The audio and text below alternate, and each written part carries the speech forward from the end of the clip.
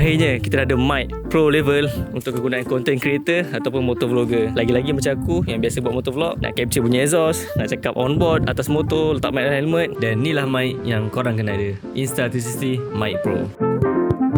Benda pertama sekali yang aku suka adalah mic ni dah ada 32-bit float. So as a biker macam aku yang nakkan pure bunyi exhaust daripada Yoshimura R11 ni tanpa audio clipping,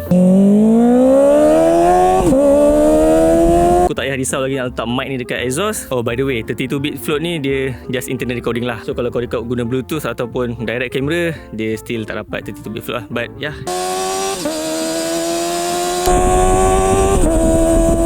dan tu juga mic ni datang dengan satu pouch bag yang comel dan juga berzip.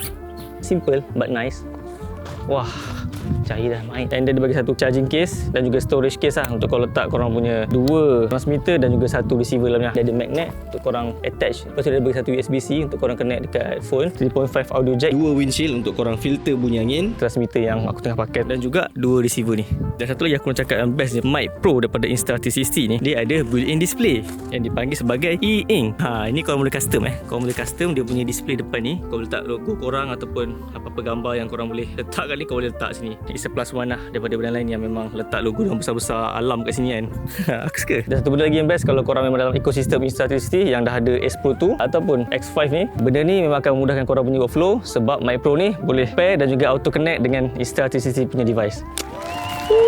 Memang mudah kerja aku lagi. Tapi make sure kau kena pair dulu lah. Boleh one klik je untuk dia auto sync. Kalau kau nak beli, macam biasa, tekan back kat bawah ni.